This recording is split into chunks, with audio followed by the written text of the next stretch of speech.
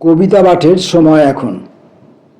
আমরা কবিতা পাঠে ছিলাম, আমরা কবিতা পাঠে আছি এবং আমরা কবিতা পাঠে থাকব।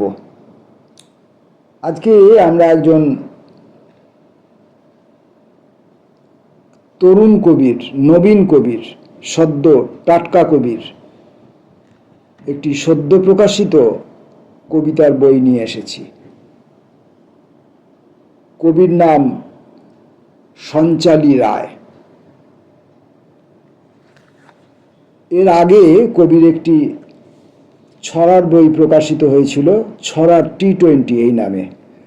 তাহলে ধরে নেওয়া যেতে পারে এইটি কবির প্রথম কাব্যগ্রন্থ। আপনারা স্ক্রিনের মধ্যে কবিকে এবং তার এই সদ্য প্রকাশিত বইটির প্রচ্ছদ দুটোই দেখতে পাচ্ছেন। সঞ্চালী রায়ের এই কবিতার বইটির নাম অস্তিত্বের বহুবচন। অস্তিত্বের বহুবচন নামটির মধ্যে অর্থের বহুমাত্রা রয়েছে এবং বাস্তবতা রয়েছে, এবং একই সঙ্গে বাস্তবতার গায়ে গায়ে লেগে থাকা কল্পনা বোধও রয়েছে। এই বইটি সদ্য প্রকাশিত হয়েছে একদম এই মাসেই, ত্রিপুরা আগরতলা থেকে। দৈনিক বজ্রকণ্ঠ প্রকাশনার পক্ষে রাজেশচন্দ্র দেবনাথ এই বইটি প্রকাশ করেছেন, এবং এই বইটির প্রচ্ছদ, যে প্রচ্ছদটি আপনারা দেখতে পাচ্ছেন, সেটিও প্রকাশকের নিজের করা, রাজেশচন্দ্র দেবনাথ। আমরা এবার কবিতার ভেতরে ঢুকবো। যেহেতু সদ্য প্রকাশিত কবিতার বই, হয়তো অনেকের হাতে এখনো কবিতার বইটি পৌঁছায়নি, অনেকে হয়তো এখনো সংগ্রহ করে উঠতে পারেননি। নিশ্চয়ই তাকে উৎসাহ দেওয়ার জন্যে, তাকে যাতে তিনি আরও ভবিষ্যতে অনেক বড় প্রতিষ্ঠিত কবি হতে পারেন, সেরকম ইচ্ছা পোষণ করে তার এই কবিতার বই অনেকে হয়তো সংগ্রহ করবেন এবং তার কবিতার মূল্যায়ন করবেন, এমনই আমাদের বিশ্বাস। সেই জন্যে এই বই থেকে আমরা একসঙ্গে অনেক কবিতা পড়তে পারবো না, অন্তত আজকের ভিডিওতে। আমরা বইটির মধ্যে কবির কবিতার নমুনা স্বরূপ কয়েকটি কবিতা পাঠ করব।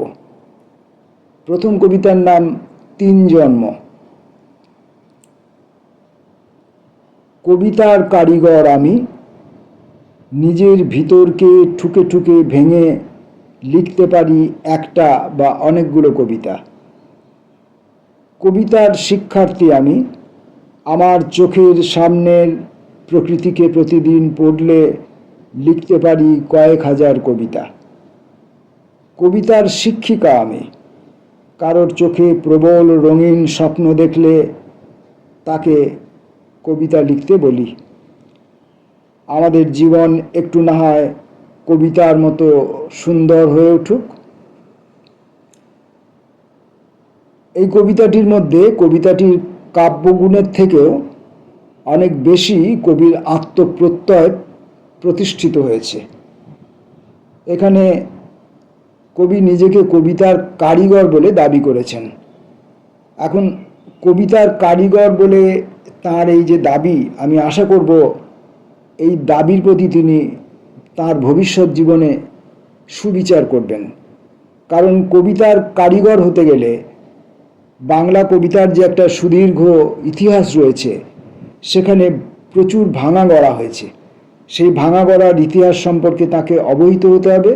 শুধুমাত্র সেই ইতিহাস সম্বলিত গদ্য বইগুলি পড়ে নয়, আলোচনা গ্রন্থগুলি পড়ে নয়, সেই কবিতাগুলি, আকর কবিতাগুলিকে পড়ে তাকে উপলব্ধি করতে হবে যে যুগের পর যুগ, সময়ের সঙ্গে সঙ্গে কবিতার ভাষা, কবিতার শব্দ, কবিতার বাকৃতি, কবিতার চিত্রকল্প, কবিতার ভেতরের সামগ্রিক কন্টেন্ট কিভাবে পরিবর্তিত হয়ে হয়ে হয়ে হয়ে জীবনানন্দ দাশ হয়ে আমরা আজকের এই জায়গায় এসে পৌঁছেছি।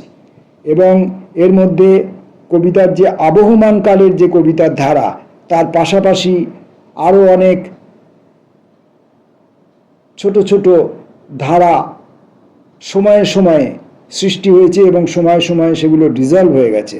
কিন্তু সেগুলি ছিল এই সাহিত্যকেন্দ্রিক আন্দোলন।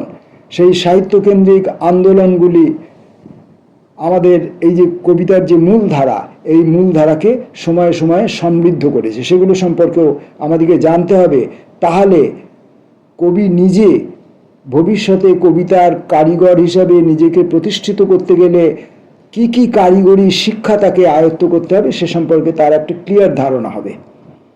তারপর তিনি বলেছেন কবিতার শিক্ষার্থী আমি। এটি খুব পজিটিভ কথা, কারণ একজন কবিকে জীবনের শুরু থেকে জীবনের শেষ দিন পর্যন্ত কবিতা শিখতেই হয়। তাই শিক্ষার্থী এই কথাটি অত্যন্ত পজিটিভ কথা। এইটির প্রতি এই যে লাইনটি, এই যে স্তবকটি, কবিতার শিক্ষার্থী আমি, আমার চোখের সামনের প্রকৃতিকে প্রতিদিন পড়লে লিখতে পারি কয়েক হাজার কবিতা, এই আত্মপ্রত্যয় এবং আমি কবিতার শিক্ষার্থী এই কথার মধ্য দিয়ে যে ইতিবাচকতা ধরা পড়েছে তা কবিকে বড় হয়ে উঠতে সাহায্য সহযোগিতা করবে বলে আমার বিশ্বাস। কিন্তু পরবর্তী লাইনে আবার কন্ট্রাডিকশন, কবিতার শিক্ষিকা আমি। এইটি যদি কখনো মনে হয় যে কোনো মানুষের পক্ষে, যদি তার মনে হয় যে আমি কবিতার শিক্ষিকা, আমি কবিতা সম্পর্কে সব জেনে গেছি, তাহলে কিন্তু তার কবি জীবনের ইতি ঘটতে বেশি দেরি হবে না। তাই আমি আশা করব কবি সঞ্চালী রায় বড় হয়ে উঠুন, নিজেকে কবিতার জন্য শিক্ষিত, অন্য শিক্ষার কথা আমি বলছি না।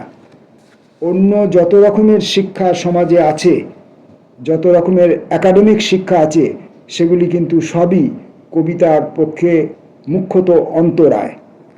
খুব বড় প্রতিভাশালী কবি না হলে একাডেমিক শিক্ষাকে কবিতায় রূপান্তরিত করতে পারেন না। তাই কবিতার শিক্ষায় কবিকে শিক্ষিত হয়ে উঠতে আমি অনুরোধ করব। পরের কবিতাটি, আর একটা কবির খুব পজিটিভ জিনিস আছে, কবি তার নিজের কথাকে খুব সংক্ষিপ্তভাবে বলতে পারেন। এটা একটা বড় গুণ যে নিজের কথাকে খুব অল্প পরিসরে বলতে পারেন। যেমন পরের কবিতাটি স্তব্ধ। ক্লান্ত লিফট ওঠে না 10 তলায়, ক্লান্ত লিফট ওঠে না 10 তলায়, বোতামগুলোর চোখে ঝিম ধরা আলো, ফুটপাতের ফাঁকে জন্ম নেয় ঘাস, শহরও মাঝে মাঝে ভুলে যায় কংক্রিটের ভাষা, শহরও মাঝে মাঝে ভুলে যায় কংক্রিটের ভাষা, একটি বিড়াল জানালার ধারে বসে থাকে যেন সে পৃথিবীর শেষ দর্শক। এই যে তিনি কতগুলো উপমা টেনেছেন, কতগুলো উপমা বলবো না, কতগুলো রূপক টেনেছেন, কতগুলো রূপকের মধ্য দিয়ে তিনি অন্য কিছু বলতে চাইছেন। যেমন লিফটের মধ্য দিয়ে তিনি কিছু বলতে চাইছেন, ফুটপাতের মধ্য দিয়ে তিনি কিছু বলতে চাইছেন, একটি বিড়ালের ভেতর দিয়ে তিনি কিছু বলতে চাইছেন। এইটা যত বেশি আরো পরিণত হবে, কবি হিসাবে তিনি আরো তত বেশি পরিণত হবেন, বড় কবি হয়ে উঠবেন।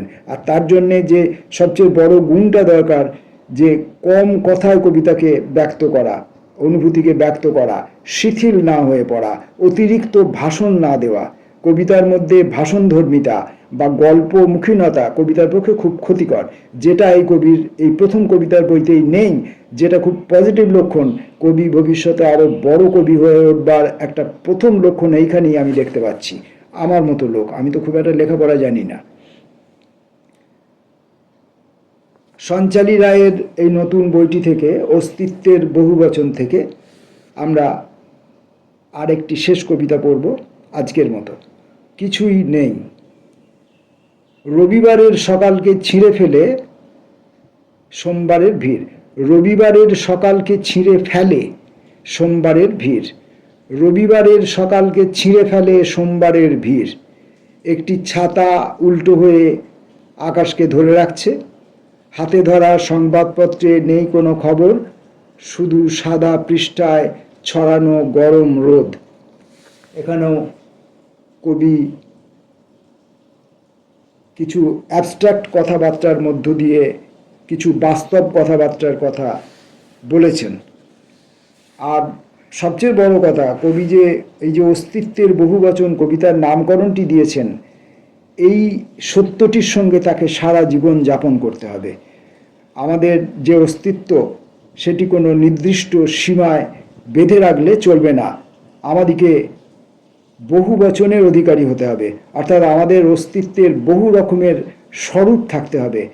এবং এই বিভিন্ন কবিতার কাব্যগ্রন্থের মধ্যে, বিভিন্ন কবিতার মধ্যে কবি যত যত রকমের আলাদা আলাদা আলাদা আলাদা অস্তিত্ব নিয়ে হাজির হতে পারবেন, তত তিনি আমাদের প্রিয় কবি হয়ে উঠবেন।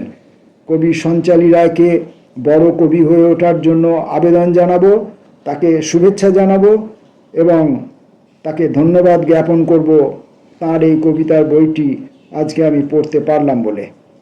নমস্কার, ধন্যবাদ।